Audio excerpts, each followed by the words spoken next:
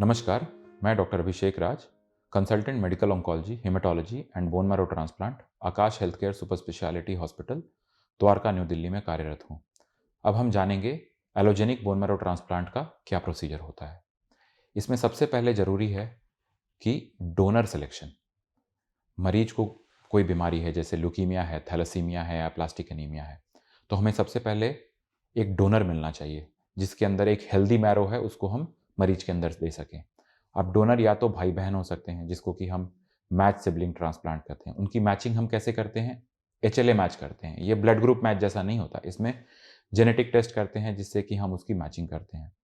या तो ये भाई बहन से मिल सकता है या कोई अनरिलेटेड डोनर हो, तो ऐसी बोन मैरो डोनर रजिस्ट्रीज हैं, इंडिया में भी हैं, बाहर भी हैं। तो हम अपने मरीज का जेनेटिक मेकअप भेजते हैं और जब हमें मैच मिल जाता है तो उसको हम उनके स्टेम सेल्स को यहाँ पे प्रोक्योर किया जाता है। फादर मदर से मिलता है या ऐसे सिबलिंग से मिलता है जिसमें पूरा मैच ना हो, उसमें हम हैप्लो आइडेंटिकल ट्रांसप्लांट कहते हैं, जिसमें कि 50% मैच मिला है। और चौथा होता है कॉर्ड रजिस्ट्रीज, जैसे जो नवजात शिशु के अम्बलाइकल कॉर्ड ब्लड होते हैं, उसमें भी स्टेम सेल होते हैं, उसकी भी रजिस्ट्री होती है, वहाँ से भी आप डोनर ला सकते हैं।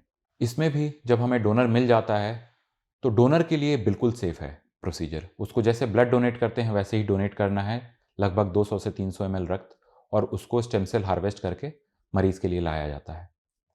फिर मरीज को हम हाई डोज कीमोथेरेपी देते हैं। हाई डोज कीमोथेरेपी देने के बाद हम स्टेम सेल डाल डाल देते हैं मरीज के अंदर, जिससे कि उसका पूरा ट्रांसप्लांट हो जाए।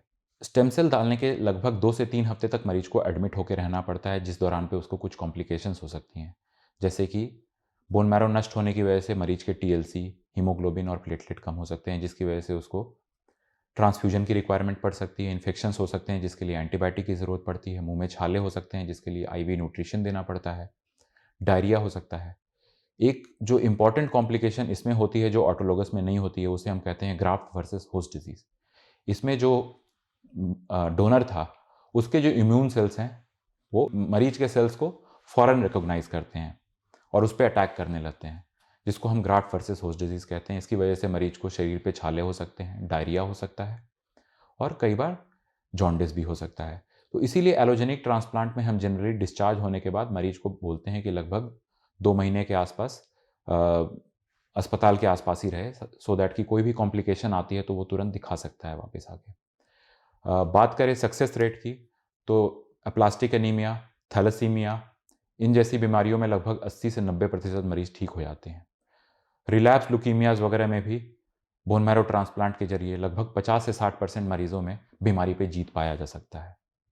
तो थैंक यू।